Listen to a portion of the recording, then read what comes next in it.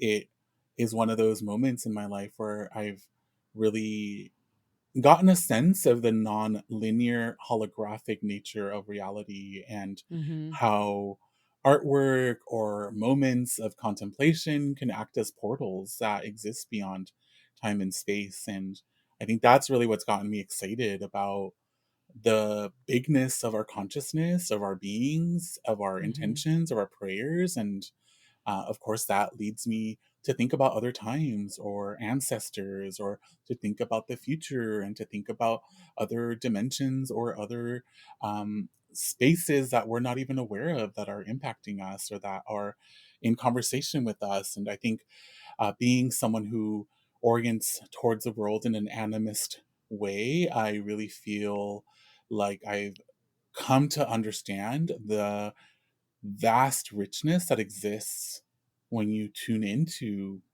life and awareness and Mm-hmm. consciousness as it exists all around.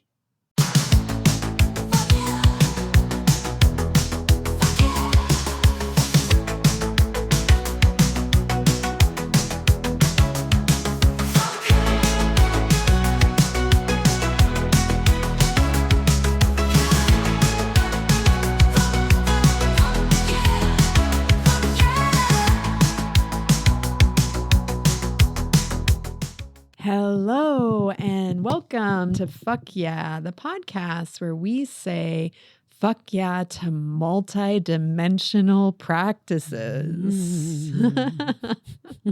This is going to be a cool one today. I'm excited. Robin, I'm one of your hosts, Sarah, and I am joined by my curious co-host, Robin. Hi, Robin. Hello. Hello. How are you? I'm doing it. I'm here. Doing the life thing? I'm doing life stuff. It's an up and down thing. But yeah, I'm here. Yeah. This is our first record post. Well, no, this isn't our first post-election record, but this is our first guest post-election. This is our first time back in person together in a while. You were way down south last time we talked. I was far away. It feels like a lot has happened. A lot has happened since the last time we were Things in keep the room happening together. like constantly. You know, it's like I still have this thought, like I should be able at some point to catch my breath and there'll be like a lull. And there's just been no lulls, you know, there's been LOLs, which I pronounce lull in my head whenever I read it. Yeah. But yeah, so it's just, it's a lot going on all the time. And I get on top of it feeling sometimes. And then like today, I'm just like, wow, it's like swirling all around me. And like my house is a total mess right now. And I'm just like, you should do something about it. How's that going? It's still that way, you know? Yeah. So, and I get overwhelmed by that. But I am making candles now. And part of what I do get this thing where I'm like, and now this is my thing. And now I'm going to make it. And it's such an ADHD thing. And I get a little embarrassed about it. But I did I'm on like a candle kick right now. And I have some really cute candles that are coming out that like I search them on the internet and they're not around. And I'm shocked. Okay. But I made like a duckbill fisting shape hand candle. I have like a nice little anatomical heart. I made like a little magic wand micro candle. That's super I can't wait cute. to see all of them. I've seen the hand and it's like scrumptious. I love it so much. I made some eyeball candles where like the wick is coming out of the eyeball, the iris or whatever, the black part. But they kind of like have that evil eye kind of feel to them. But neat. And then I'm making these. I got this great idea. I'm calling them Oracle candles. Lisanne DeLise helped me with that title. Give credit where it's due. But they're going to be one color on the outside. And then inside there is a mystery color and a mystery like crystal charm, like a moon or a star or a mushroom or something. So the idea would be that you have this little candle and it's like kind of geode shape a little bit. So you would intuitively choose one and then ask it a question or put some kind of manifesting intention into it. When you burn down, then you can read into the color that comes out, read into the gem you got, read into like the kind of crystal it is. And then it kind of like in the way tarot kind of intuitively like draws you in about questions of your life that you can kind of answer yourself in a way through the symbolism. So I love that. thank you. That's going to be great. Yeah. So I'm pushing to have them ready by the Craft Night Art Fair that's going to be on December 11th. So if you're in Los Angeles, come by Akbar from 8 to midnight. I'll be out there with Lisan, who will have herbal remedies and things, and I'll have candles, and also my my color magic candles will be there as well. That's amazing. Yeah. And when will they be online? They will be on. That's a good question. Hopefully around that time or a little bit earlier. And I'm hoping, I gotta be like pleasure chest. Go, because here's the other thing.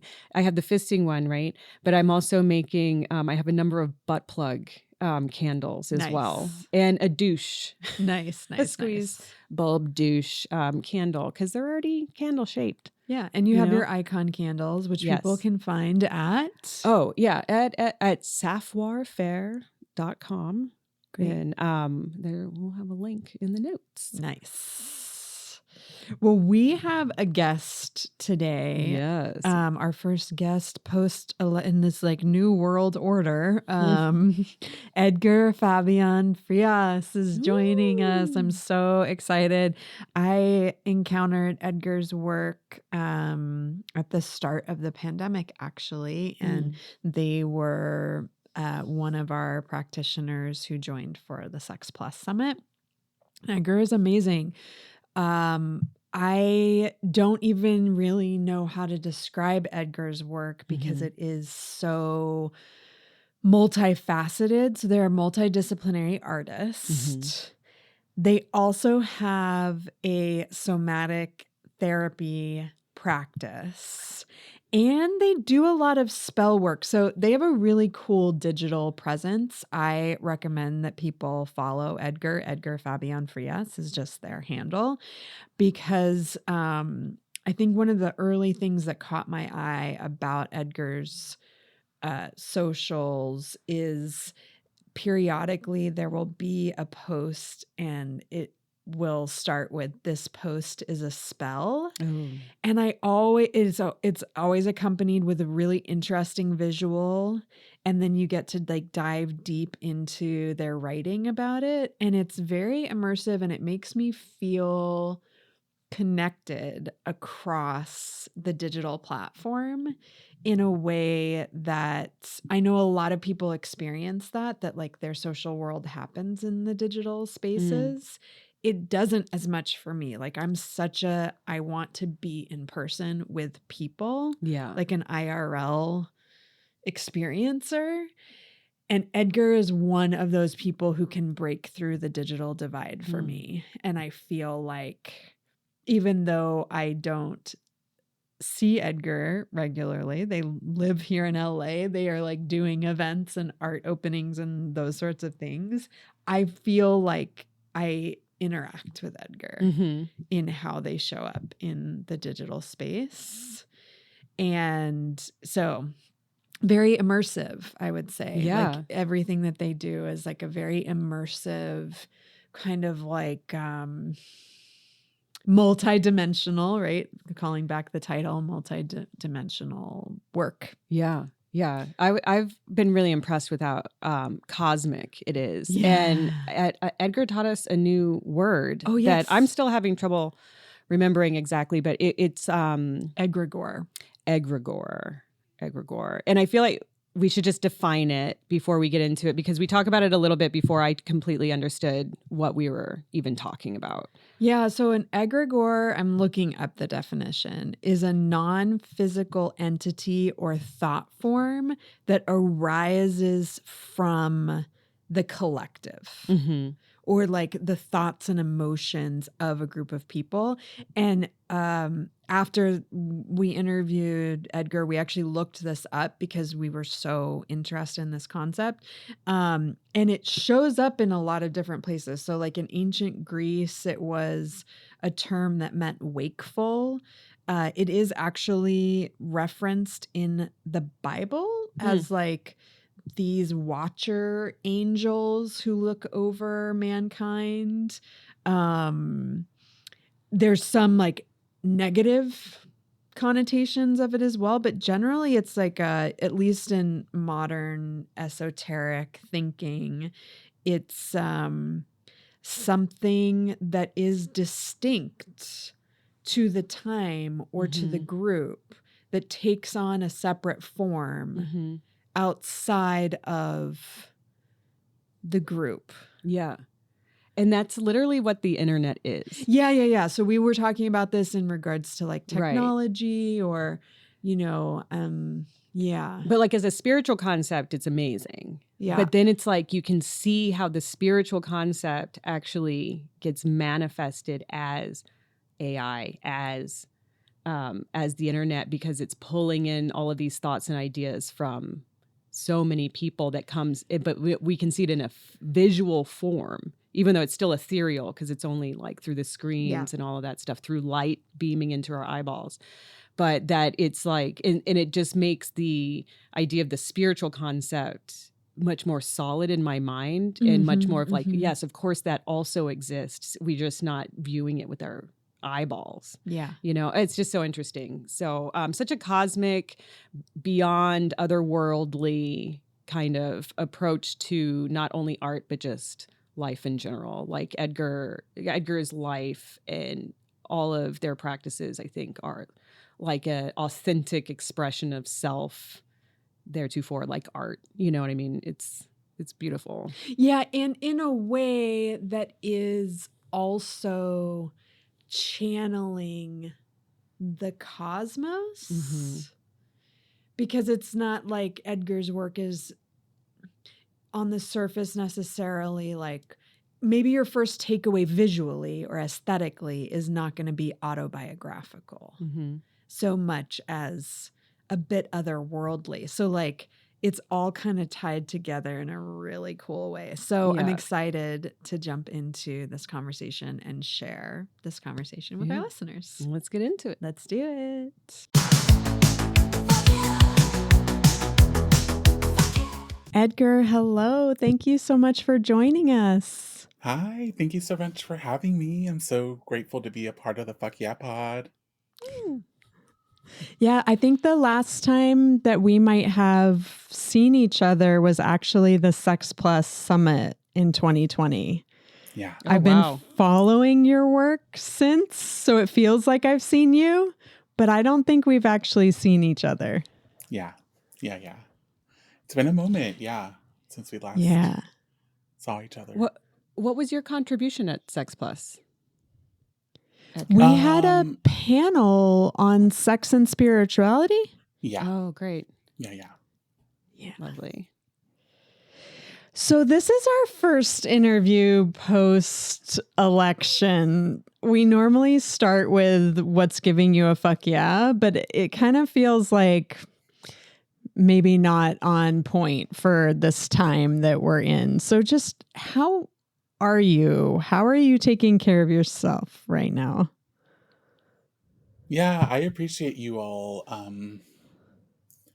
pivoting and being aware of this moment. I'm definitely I feel like I've been all over the place, have had a lot of emotions and have definitely moved from fear to anger to listlessness to feeling empowered again, and also having really moment of feeling like I need to start to think strategically about stuff. And so I feel like I've been really setting the stage for next month, trying to just make some decisions about what 2025 is going to look like, and um, trying to lean into both my like digital magic and also like in-person magic as well. And I've been really grateful for a lot of in-person events and connections that have felt really nourishing during this time.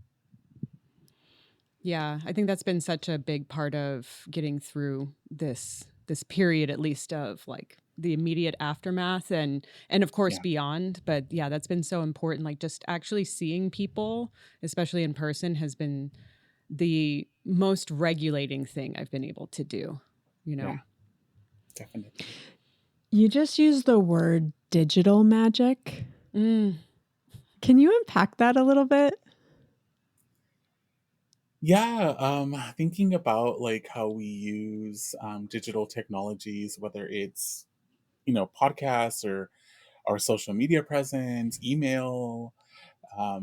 There's so many ways that we show up in the digital realm, and I think I've really seen my presence in specific digital spaces as like a form of resistance or activism, and Mm-hmm. knowing that we as witches, like use the digital spaces to connect and to conjure and to plan and strategize. And um, yeah, I've been definitely inspired by so many people to step more deeply into my own power because of people's digital avatars and presences online. And yeah, and knowing that many of us impact each other, even if we maybe never meet in person or only meet once. Yeah, it's another tool or pathway to be able to connect or manifest or whatever, kind of make your covens and everything and find Yeah. people and have visibility and let people know what's up, what's going on. I mean, that's definitely how we were able to, or at least I was able to even like see the work that you've done is because of these digital platforms. It's interesting to think about it as almost like, I don't want to make it another element, but it's like a new alchemy that we get to participate in Yeah, only recent years. definitely. It's interesting. I really struggle to define your work and describing Yeah. it. And the word that comes to mind is boundless. And I'm really curious when you're trying to explain to folks the work that you do, how do you explain it? Yeah, I love that word, boundless. It's such a good word. Mm-hmm.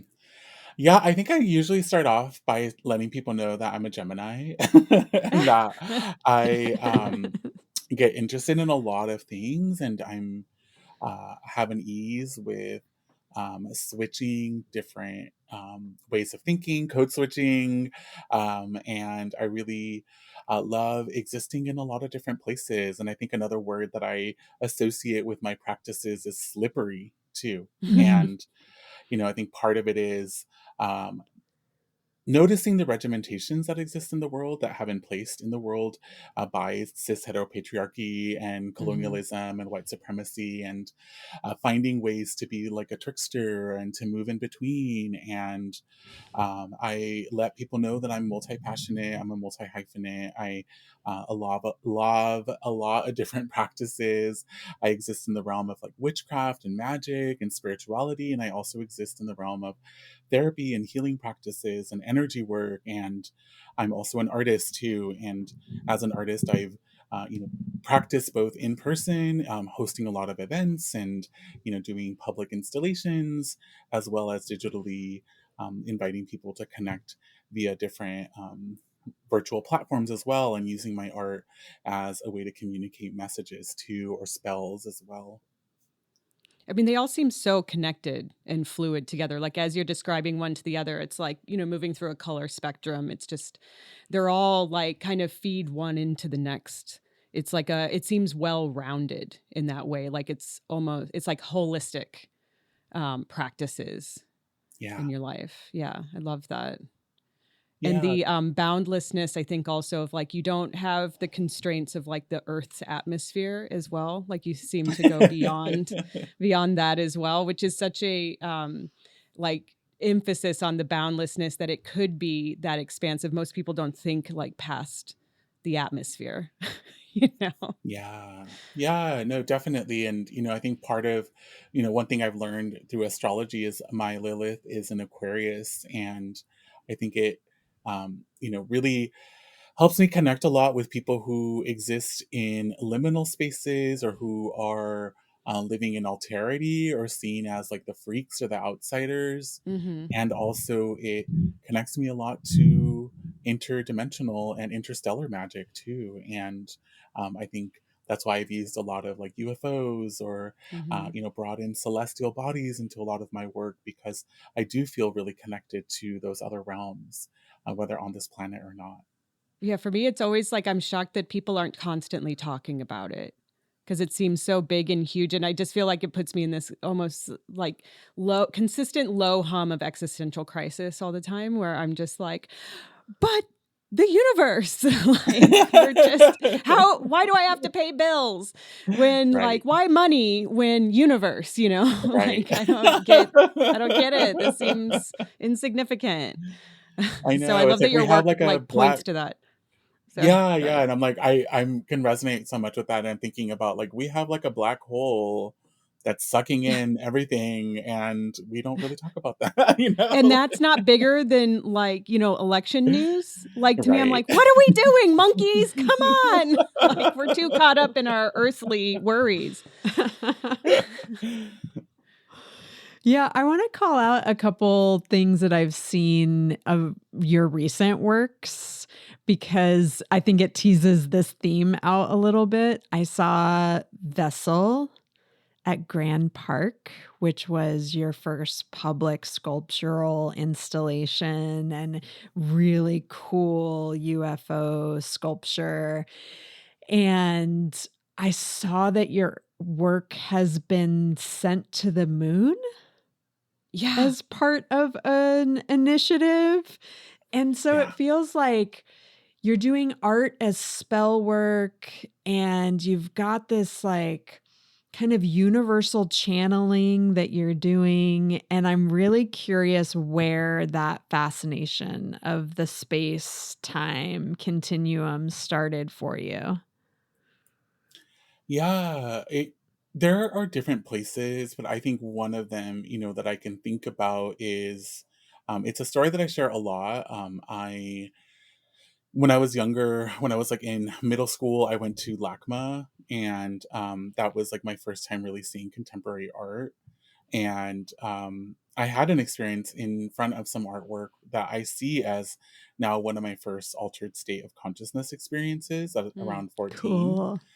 And in seeing the art, I remember feeling so disoriented and confused and excited. And I, in many ways, feel like it was both the energy that the artist had placed into their work, and also it was a message like from a future self of mine, letting me know that there was something here to be fascinated by or to move Mm. towards. And it's been so profound for me to now have worked with LACMA a couple of times, and I'm also going to be like working with them next year too. And it is one of those moments in my life where I've really gotten a sense of the non-linear holographic nature of reality, and Mm-hmm. how artwork or moments of contemplation can act as portals that exist beyond time and space. And I think that's really what's gotten me excited about the bigness of our consciousness, of our beings, of our Mm-hmm. intentions, of our prayers. And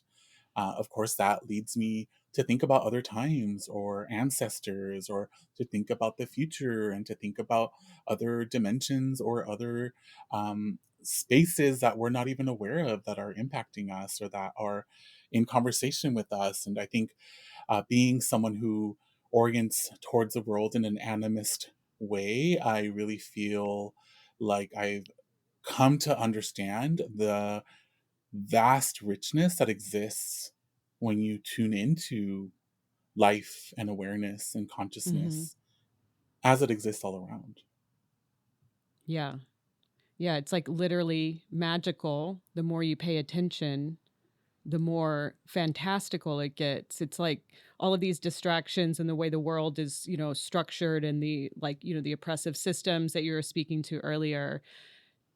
I mean, I don't want to like reference the Matrix, but I'm referencing the Matrix of just that like very dull kind of gray blue world that when you really start tuning into a lot of these things, it's so fantastical. It's overwhelming. I love that you're talking about like interdimensional stuff too, or just all the workings of things that we do not have the literal devices like, to sense what's going on. Yeah. We're able to, even just finding out like the colors that bees can see.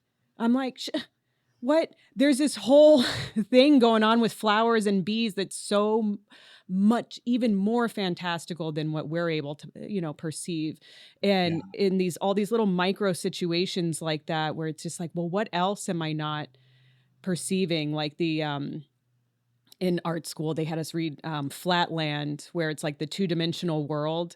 But if a three-dimensional object starts or person starts interacting with it, it's like, like if you put a finger down into a two-dimensional plane, it would look like a circle that's changing shape and size as it moves through it.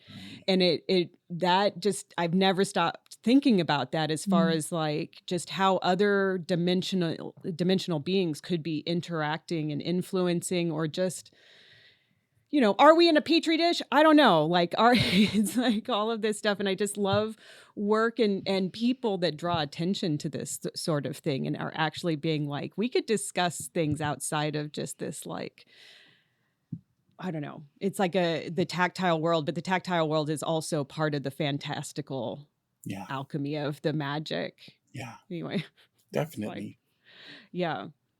Your use of color also, I feel like it's so, you use so much color, like in the UFO piece. It's There's so much color going on, but it's used in a way that even though you're using every color under the rainbow, it's like very cohesive and not, it's like, I don't know. I feel like there might be something with the color also that you see as like a magical element, or I would just be interested to know what your view of just colors, because I have strong Yeah. views.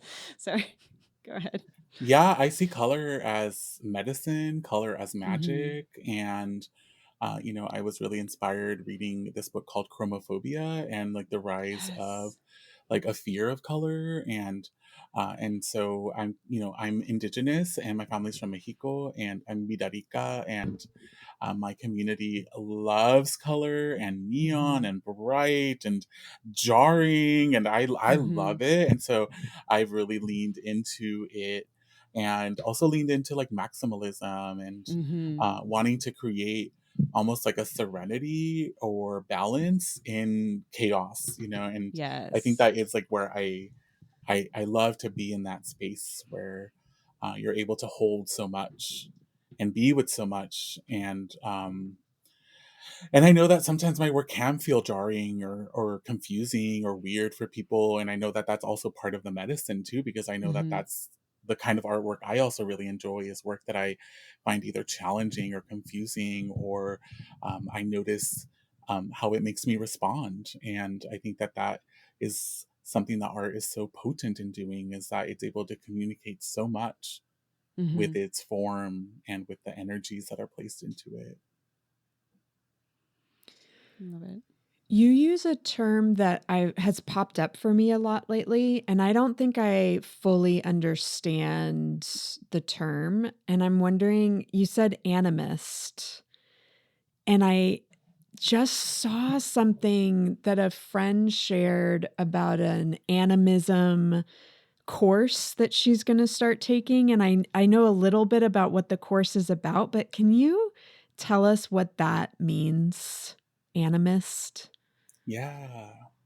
Yeah, I would say it's an indigenous way of looking at the world. And when I say indigenous, I don't only mean people from the Americas, I mean people from all over the world that um, had relationships or have relationships to the land and to the energies of the land. And it's really a way of orienting yourself towards the universe, towards reality, where you understand that every living and non living being on this planet has an essence, a spirit, a soul, can communicate with you. And a lot of communities have built deep relationships because of that, and have learned how to work with plant medicine, how to understand the cycles of the seasons, how to understand migration patterns. Like, there's so much that humans have come to know because of these relationships and this communication. And we live in what is a materialist reality that tells us that things are devoid of spirit or energy. And Mhm. so they don't encourage us to be in relationship or in conversation in that way. And of course, if you go deep into why that is, it makes it easier to exploit and extract Mhm. and oppress when you do that. Mhm. And so,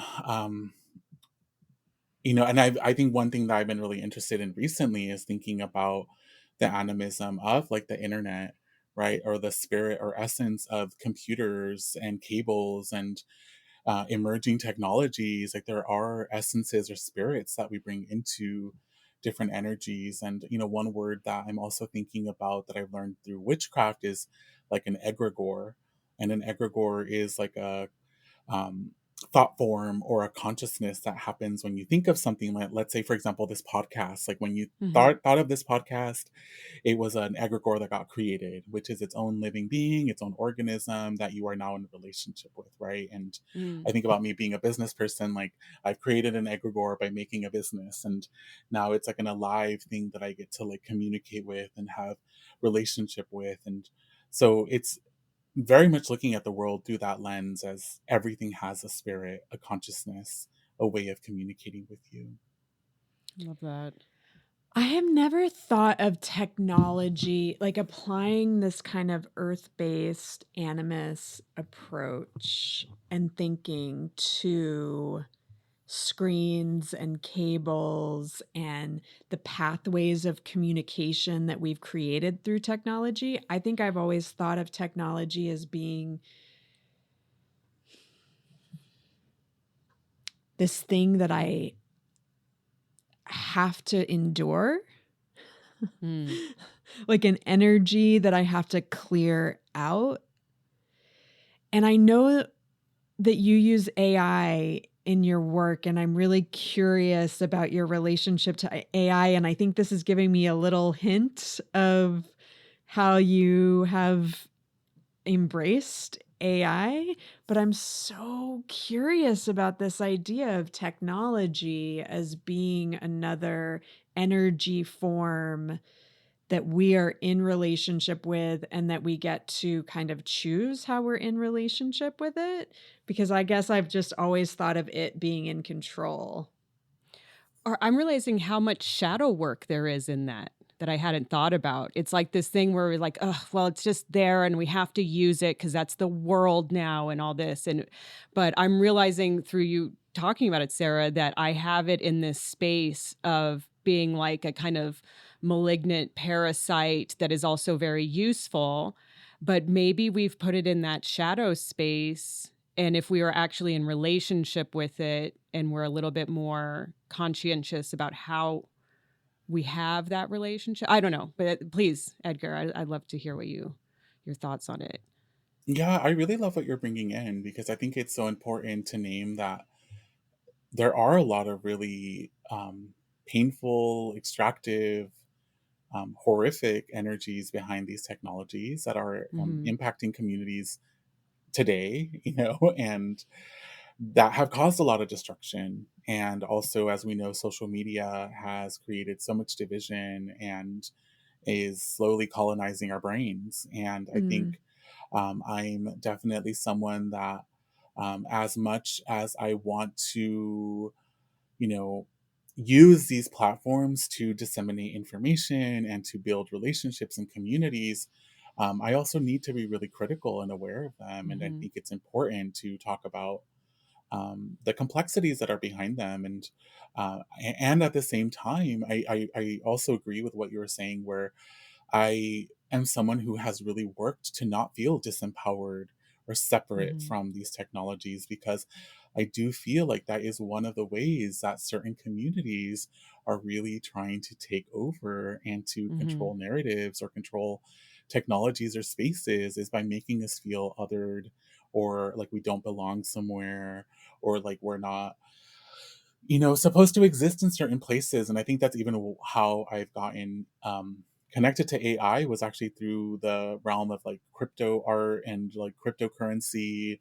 And these are all realms that I never thought I would like connect with, but I've had some friends who like brought me into those spaces. And through that, I've met like tons of queer and trans artists witches, people from all over the world who've been using technology in different ways to like support sex workers, support indigenous communities, to Mm. disseminate information that might be illegal in their country. Like there's different ways that people are using technology and repurposing it, or finding other alternative pathways through different forms of technology.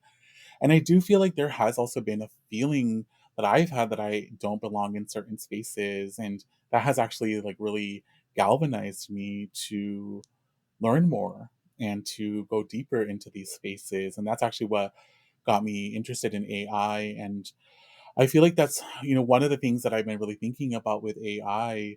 And this is actually some of my like creative work that I've been like writing about and also making art about, is thinking of how to make AI, you need to create a lot of maps that are essentially telling these algorithms what reality is. And so they are like Mm-hmm. reality creating maps. And there are indigenous technologies that I've been really looking at that are also practices and technologies of turning maps into portals for reality understanding and awareness. And that's really led me to understand that these programmers or people who are creating AI, they're creating things that are going to conjure reality for people now and in the future. Mm. And it is really dangerous if we only allow certain people to make those realities, or if we don't Right. question those realities, or if we don't find ways to enter into those conversations and imbue them with our own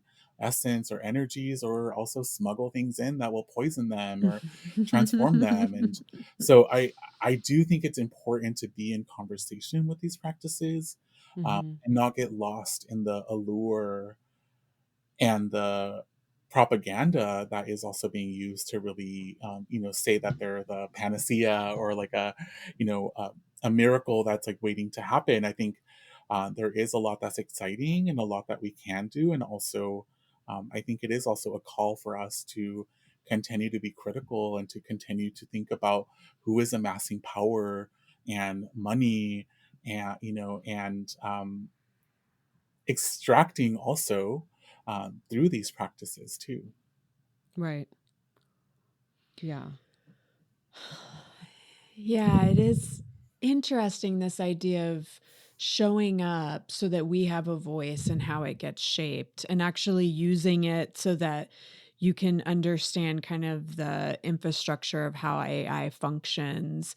I think one of the things that has concerned me about, and this is also acknowledging that the song that we use for our podcast is an AI created song. So I understand the hypocrisy of the critique when Well, it has functioned really well for us Right. as folks who are putting something out into the world and, you know, need to create something that feels like it embodies our vibe, and Robin has the skills to do it. And, maybe one day we're going to have a fully orchestrated song that humans made, but that's not the budget we're working on right now. Right. Totally. So, there, I guess, is a particular concern that I've had around creativity and the ways that AI can take some of the human agency out of the creative process. I mean, I think specifically when you're looking at film and those sorts of things, you can actually like replace bodies with, AI generated images.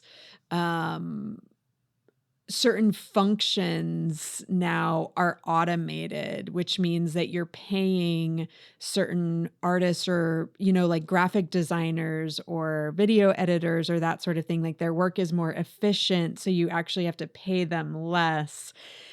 And the space where like AI takes over creative functions is something that I've felt really sticky about. But it's like your work seems to be enhanced. Like you found ways to enhance your work and your processes with AI. So I'm curious like how you find that balance.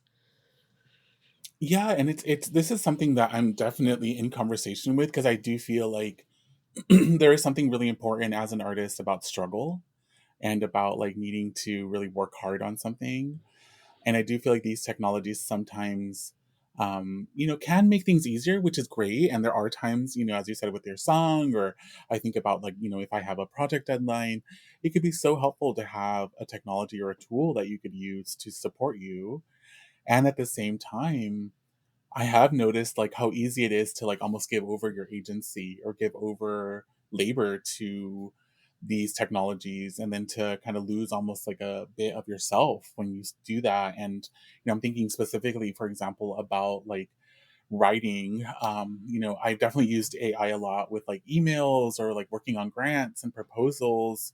Mhm. And I have to be really aware that like when I start working on my own, like let's say poetry or writing, that I don't want it to have that AI voice, that I want it to be my voice, that that's super important for it to be my voice. And I noticed that like almost danger of me wanting to just like give all the energy to this machine to just be like, do it all for me, please, just do it all for me. And even I don't know how much y'all know, and not to open up this kind of worms, but starting next year, supposedly OpenAI for that runs ChatGPT, they're going to start to now have agents that are going to be able to work with us. And these agents not only will be able to do what ChatGPT does today, but they're also going to have another bot with it that's going to be able to start to make decisions without you being present. And so that is also like adding another layer now where you're going to be able to have a bot that could potentially converse with people for you, or like make plans for you, or take over your email inbox. And these are all things that, are great. And at the same time, do take some sort of, some of the struggle that we need as people, or some of the ways that we as people might need to develop or grow. And we know that having these challenges can be really important for us. And so, yeah, I'm wary. I'm definitely like super excited, and like I see how it's helped me. And at the same time, I also need to be aware that I can't give over so much, and that there are things that I need to do myself, that it's just for my own growth and development too. And I think kind of also, I want to also add in another thing that you mentioned is that, it's not only in AI where I think we need to think about artists and creativity. I think, for example, like streaming platforms that don't pay people money for whether it's film, Right. video, music, or, AI companies that are making millions of dollars scraping people's art off the internet. Mhm. And so it's like there's so much exploitation that's happening that needs to be pointed out across the board, I think. And so that's also something too. I think it could be so easy to just focus on AI because it Sure. is so prevalent, but there's so many places where this exploitation is happening. And I also even think about like how many millions of dollars social media has made off our labor too, and how Mhm. we're like literally feeding billionaires our energy. And and that's also something I have been thinking about too. So it's like it's all across the board. I think we need to have like larger conversations about what our labor means as people, or what our creativity means too. Yeah, there was a story recently about Pokemon Go. Did you guys hear about it? Mm. Where the it just came out that the reason why Pokemon, and it was such a big deal when it came out, but they were using all that information to map out actual locations. So they're putting Pokemon in places where they want people to use their phones to show what this space looks like. Wow. So they're getting people to map out in incredible detail all of these different spots by putting little cartoon fictional animals around, and we're like, "Yay. Let's Yeah. I gotta find them all. I gotta catch them all." Yeah, and like You not know? and not knowing that you're literally like on, someone's payroll but not getting paid, like Exactly, exactly. It's like a new way of, like, harvesting energy and or unpaid labor. So it's just bizarre. It's like a bizarre, but and also to your what was the word for the how a thought becomes like its own entity? What was an that word you egregore. used?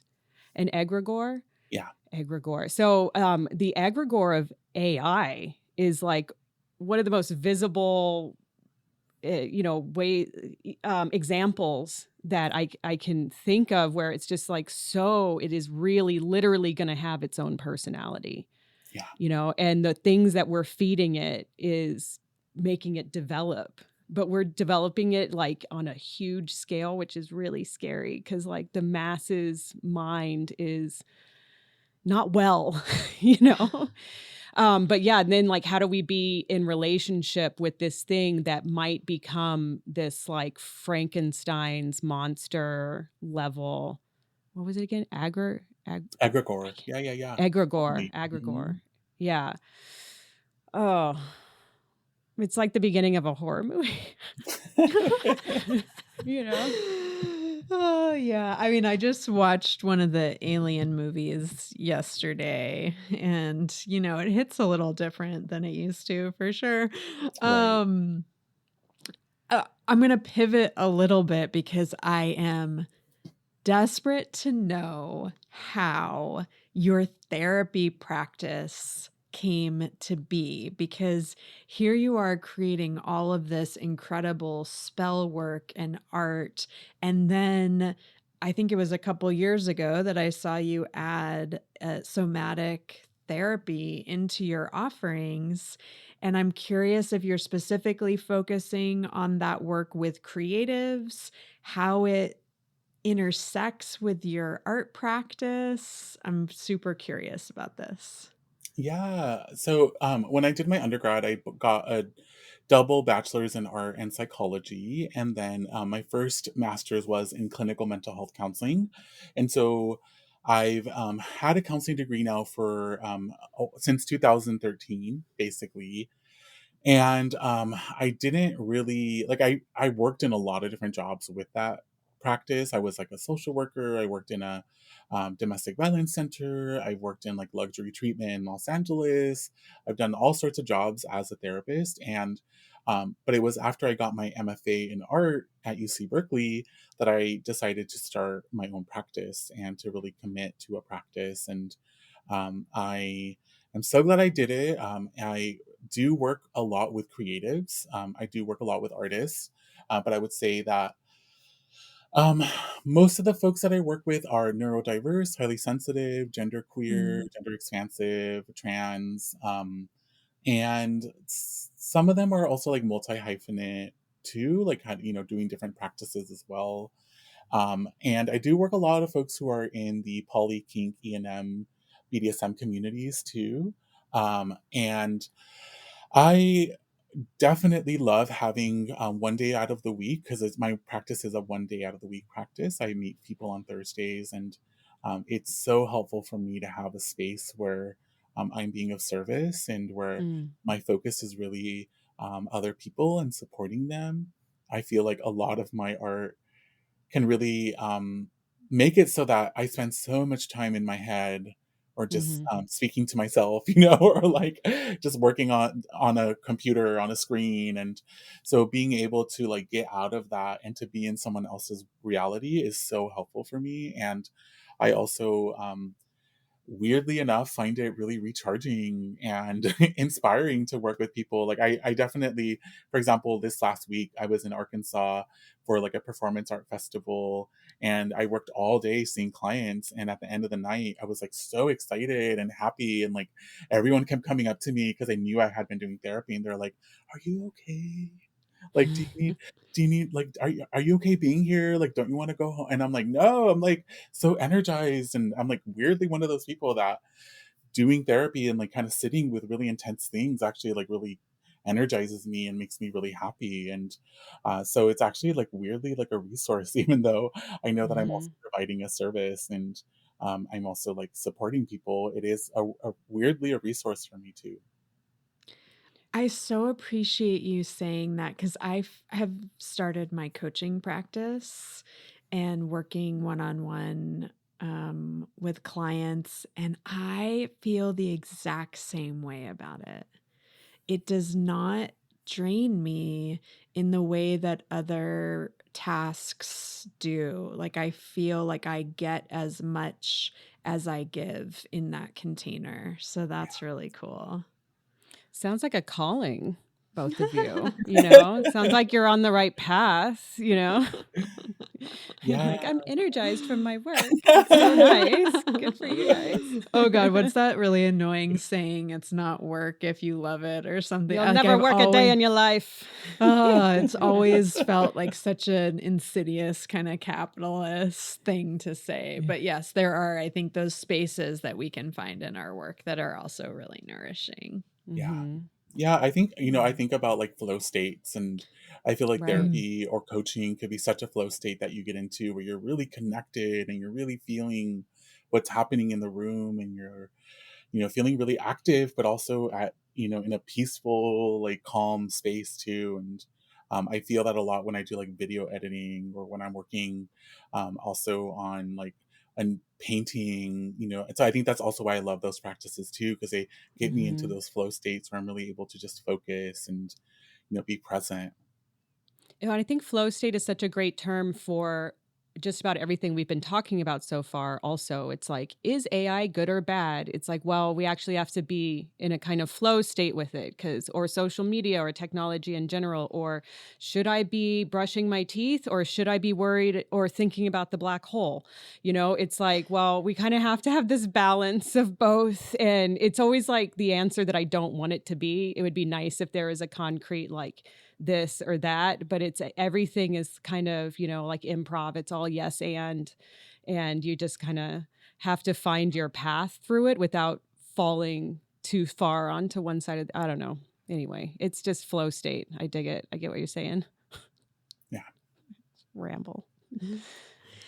Edgar, what do you have coming up? Where can people find you? How can people work with you? How can they see your art? Yeah, I have a lot of stuff. Next year is going to be such a big year, 2025. I'm working on some really big projects. I have a lot of in person events planned already. And I would definitely recommend folks sign up for my newsletter. That's like the first place I send out like announcements, let people know how they can work with me or come see my art or experience my workshops or events in person. And then also check out my website. I am on social media too. I have a YouTube channel, and I also am on Instagram. And I just got onto Blue Sky too, and I just like want to put a little plug for Blue Sky because it's like a decentralized social media platform Hmm. that is not owned by a billionaire at this moment. And just wanted to share how excited I am about this idea of like having a decentralized platform that can't shadow ban you, or Hmm. can't also control your data or own your data.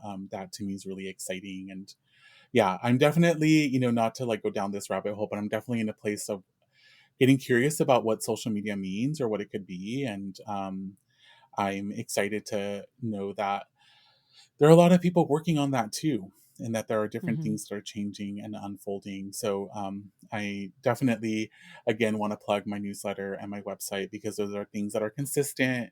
And I feel like the social media platforms very easily come and go and can change. And so I always Yeah. encourage folks to have their own websites and newsletters too, as a place that you own and that you also can just take with you and won't be taken away in a matter of seconds sometimes, as sometimes happens with other platforms. And what is your website? EdgarFabiánFrías.org. Great. And that's where Thank you. people can sign up for your newsletter. Yes. Great, great. I am also very curious about Blue Sky, and I've never really been engaged on a platform like the, RIP Twitter, but I really am very curious about Blue Sky. I've heard great things. I've heard a little controversy too, and that's always, I feel like, a real sweet spot. Totally. Oh, Edgar, thank you so much for spending this time with us. It's so good to see you and just honored by your presence. Thank you. This has been such a great conversation, and also so honored to be on this podcast and to connect with your communities. And yeah, really appreciate seeing you both as well. Thank you.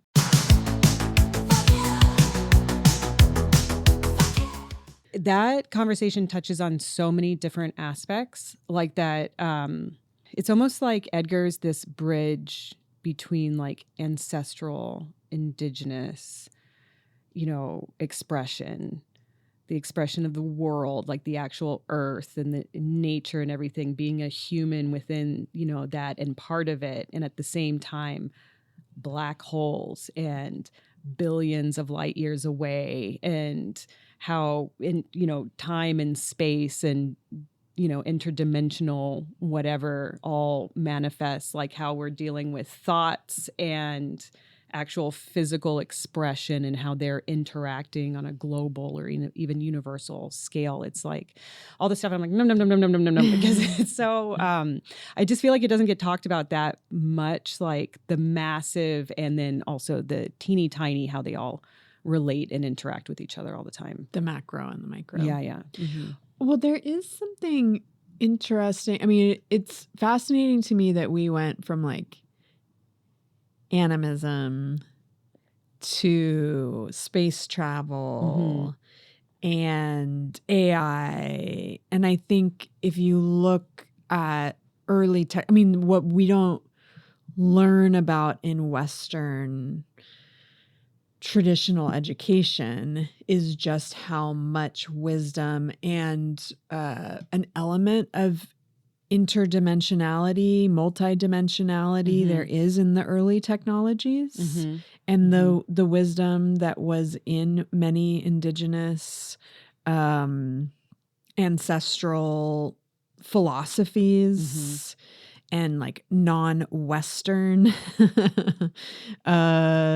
lineages. I would say though, I thought it was really great how they pointed out, there is like a indigenous European kind of thing, like pre-Catholicism, pre-Christianity kind of, type of thing that it has that kind of wisdom as well. Yeah. So one of the things that really stood out to me was early in the conversation, they were describing going to LACMA in middle school and having kind of their first maybe time travel moment. And I was like, oh, some people are just more tapped in to not only, I mean, we talk a lot on the podcast about intuition, but I feel like there is a level of staying connected to source and staying connected to your magic. Like I was thinking about like when Ruby was first born, and I just was highly aware of like, this is a truly magical time traveling being that I'm in the presence of. And then, that sort of softens over time. But I think for some of us, it dulls more than for others. And it made me wonder, like, does your future self have the like wherewithal to kind of astral project back to you? Or is it actually like your younger self who just gets this portal into the future? There was like so many questions that came up for me in that interaction that they were describing with that work of art. And like the fact that I think that we probably many of us receive messages from our future selves, or maybe like our spirit selves, and just don't actually really know how to receive it. Yeah. Or like this idea that time is not linear and that everything's happening everywhere all at once. Yeah, the way that I experience that mostly in my life is I notice that time bends generationally. Like it doesn't bend for me a lot in terms of like personally getting insight into like a future reality or potential, but I will notice how like seeing like Ruby and my mom in conversation with each other. And I'm like, oh, this like young person really speaks to my mom's young person. Or in parenting, like, oh, I'm having this time reflected back to me, or this shadow thing reflected back to me from my childhood. Like for me, it always happens in relationship to other people, that there are like that different versions of myself across time are like pop up, but it's never like visioning. Does that make sense? Yeah. Maybe I'm having a hard time explaining this. So like, I believe that time bends, Okay. but I'm always really fascinated when people have actual experiences that are like, I feel like time bent in that moment. And I got this portal into like a knowledge base I didn't have yet. Yeah. I mean, it's fascinating. I don't know what to, I don't know. I guess I would want to ask now that you're talking about that, because things were kind of moving quickly. There was a lot of things I wanted to ask Edgar about, because there was a couple other words. I was really happy when like animism got defined and when egregore got it defined. Egregore. Egregore. Yeah. But there was some other words in there too where I was like, wait, what the? And I'm not, I mean, I feel like I could talk to Edgar for hours about all of this stuff because I'm not totally clear on what they meant by that time portal, but they were like transported to another kind of realm in that moment of like, or it might have even just been a feeling, you right. know? Yeah. Yeah. And we like touched on aliens. And then it's funny that we've never talked about aliens on the podcast before because I think you and I are both like big believers. Yeah. And it's never come up. It's only, it's only because I mentioned through a mutual friend about aliens and they were like, or she was like, Sarah's like really into this as well. And I was like, are you kidding me? Are you kidding me? And I just think I'm a little flabbergasted about how there's all this news, like people testifying in front of Congress about UAPs and all this stuff, and that we've seen like footage and we have like all these fighter pilots and stuff that have seen straight up pills in the sky and stuff. And I'm just like, why are we not talking about it more?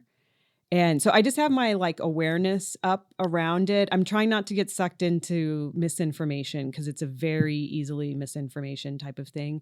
But the ideas that there are, I mean, we all know like the universe is so unbelievably, inconceivably massive that of course it would make sense that there's other beings, but that they're actually here is driving me crazy in this way of like excited and scared. And I guess there's not a lot we could do at this point. I'm just trying to be like, all right, so are they going to intervene or is something, I don't even know, like what level, anyway, I have so many questions. It gets my, the hair on the back of my neck to stand up. What's your view on it? I'm dying. Well, I guess I sort of grew up in a household where it was a bit of a given. That they're here? That they have been here and like, aren't necessarily living I don't think like the belief structure in my house was like, and this was mostly for my stepdad. Like, I don't want to speak for my mom. But yes, that there had been encounters with them that my stepdad's father worked for a company that had the highest level of government clearance in the 50s and like saw a UFO, also saw an electric car, like, and granted these things kind of like quickly disappeared. So he was very susceptible to conspiracy theories.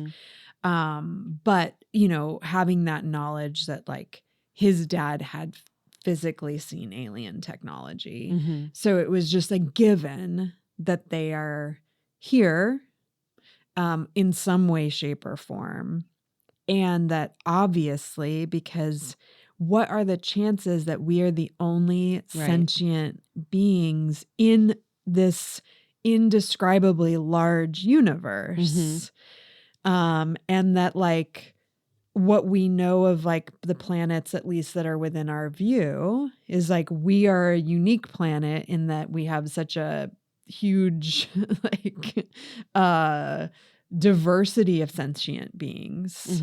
So of course other sentient beings who have greater technology than we do are going to be coming and interacting with us on some level. So to me it's just like, I guess it's just like foundational base level knowledge that's in there. Yeah.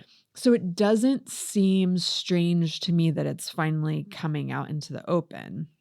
What I do think is weird is that we're in such a diluted media landscape that it's, like you're saying, hasn't taken hold or changed people's belief structures at all, or hasn't challenged us to, as kind of a society, to be like, oh, what does this mean? Right. Yeah. Like, what does this potentially mean for our world? What's the real life impact of this? Like I saw a couple TikToks about it be like, am I getting time off work? Like, how does this, am I paying my bills still? Like, I still got to live my life. And I think this is like the big struggle that I have. It's like, there's a black hole and also pay the bills. And it's just like, how do you do both of those things? It seems nuts. So have you seen the stuff about, they were talking about the Congress thing that possibly it's interdimensional time travel? Well, that's the thing that always comes up for me too, is like, is it just that they have traveled long distances, Right. or is it that time is bending and at some civilization or at some point in time, this like bending of time has been figured out. Right. And that was also an element of my understanding in childhood, that there is some element of time that gets that sort of probably has to be manipulated in order, regardless of whether you're traveling great distances to get from one universe to the other, or coming from a future time into our time. I guess I've never considered that it could be coming from a past time, but maybe, who knows, maybe ancient technologies are out there in different universes. I will say that it's like a way to ground this for people who we've just totally lost. I was listening to, like, what kind of podcast is this? Yeah, Terrestrials, which is Radio Lab for Kids with Ruby, about the NASA's voyage to Europa, one of Jupiter's moons. Yeah. And such fascination with Europa because it is a frozen moon that has a ton of water. And kids were asking the scientists questions of like, do we think that the fish on Europa taste good? Or, and they were just describing like, we have no idea what the building blocks of, if there is life that's frozen or existing under all of this frozen ice, like if the life forms are even carbon based, or if evolution has happened in such a completely different way in this environment that, maybe it's everything for us would be just like we wouldn't be able to eat fish because it would be toxic or whatever, So just the way in which they were describing it on the kid level, like how the evolutionary process is so unknown to us at this stage. So it's hard to even imagine what a life form would be like, was an interesting way of thinking about it, in terms of like, we've got to really expand our minds in terms of what else is out there in the universe. Yeah, what it could even look like, or what our senses would even be able to understand. Yes. I mean, it could even be that they're not aliens, and it's not even about time travel. It's that there's this whole other level of intelligence that is part of the Earth, that's just, we're being farmed or something. It's like when you think about how certain animals, that what they know about their world, or like the fish in the water. Like you could have fish in an aquarium and them not understand, the outside world of that. And like, to what level are we doing that? And that there's these other creatures that are, I don't know, doing some bigger plan that we can't conceive of because we're chickens or whatever. Yeah. Or this idea that like, we have an energy that we give off. Yeah. And we vibrate at certain levels that fluctuate and change. and possibly like our like actual energy could mean something different to different kinds of entities. Yeah, it's all I think it ties in to conversations that we've had here because of this element of just kind of having to have some expansiveness to allow space for no pun intended, but like to let your brain just go like, okay, let me just broaden out here and allow some possibility for this thing that I don't understand. And that's okay. Yes. Yes. To be okay with the curiosity and the lack of answers. I feel curious about it. I think some people feel scared about it. Yes. I would say I feel more curious than scared with the recognition that there's like a level of helplessness that could be very possible with this, like fish in a tank, you know? There, it's possible. I mean, especially it's like if they have this like technology that's like we don't even know what the hell we're looking at.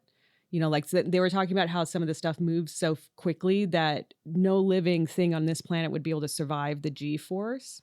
And that is what was leading them to this like intertime travel type thing. Like they're actually moving through time instead of through space. And that's why it looks so fast. And I'm like, but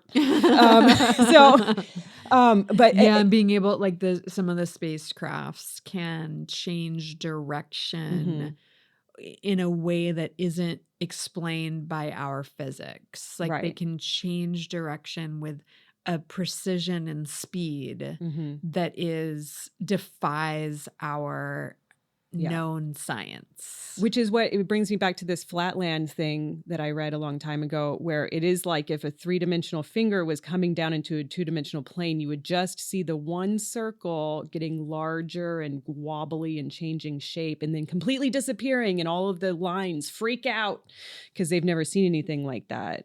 But it's just about how many dimensions are you in? Ooh, what? Or can you perceive? Really? That's fucked up. It's like, you know, like the dogs smelling things that we don't know about. You know, it's like, or like how the is it different? butterflies who have like a indigo color, ultraviolet, that we don't perceive. Yeah. But that the whole rest of the natural world in their environment like does perceive, and it has meaning. Yeah. To other creatures, that color. Or the way we just don't see it. The way ants interact with each other or do things together in that way. It's just like there's all of this other stuff that's going on. And I don't know, as I'm getting older, like I'm sensing and feeling the magic a lot more of just like, guys, this shit, it adds up, but does it add up? You know, like some of this shit doesn't add up. And but then I also go into this like, are we in a game? Are we in a simulation? Are we at work? You know, like, is this like a level? Are we these other beings? Like, are we the aliens and we are cosplaying as creatures? Or like when I start thinking about like, all right, what is the core of life about?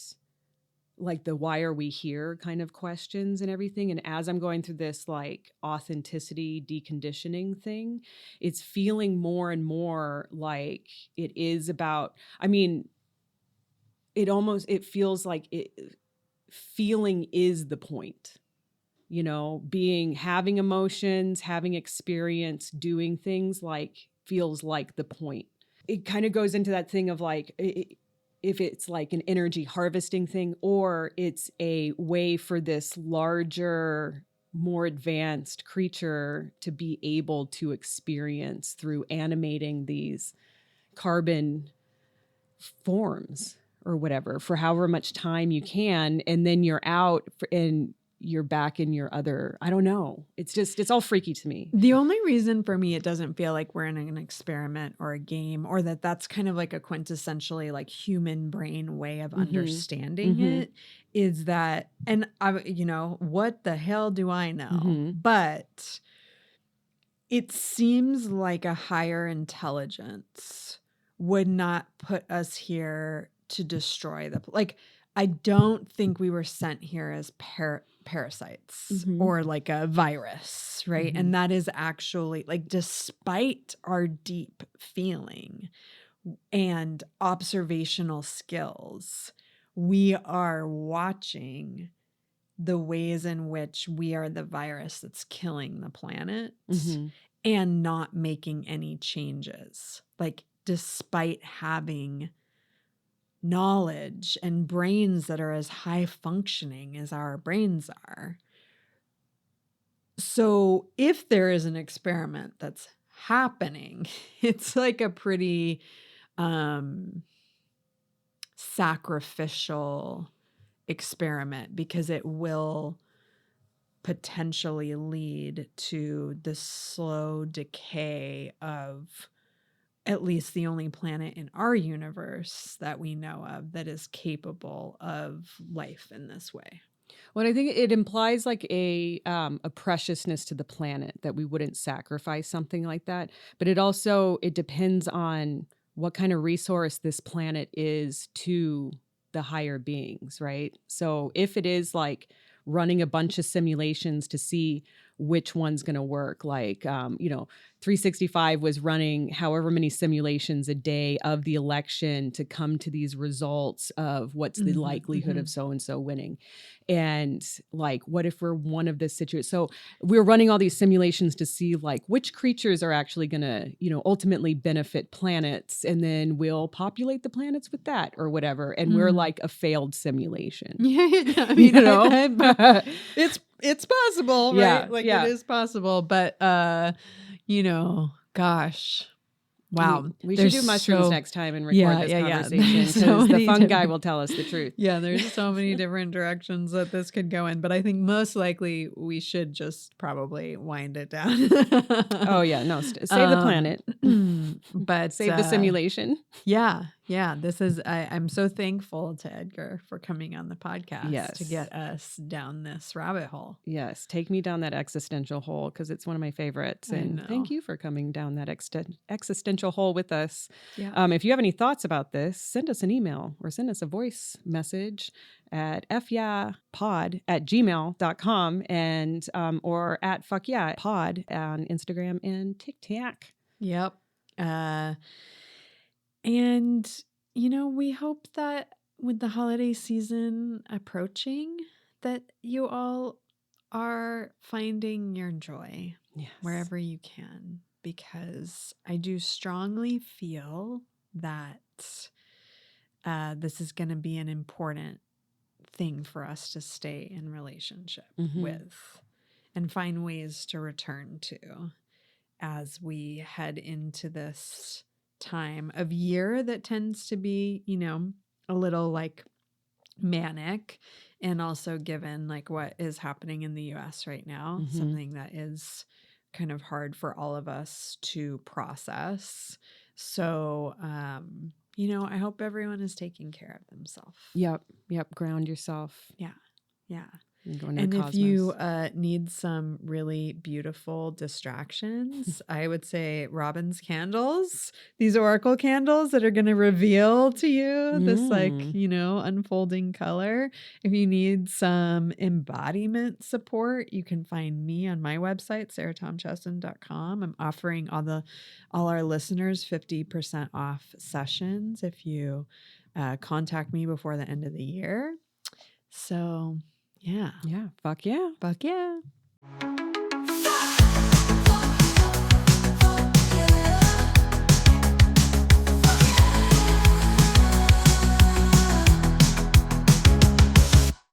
Thank you for tuning in to Fiercely Independent Media. Fuck Yeah Podcast is hosted, edited, and produced by Robin Jennings and Sarah Tomchesson, also known as my mom. Theme music by Suno AI. Your support means a lot. You can give to the show and receive perks at patreon.com/fuckyeahpod.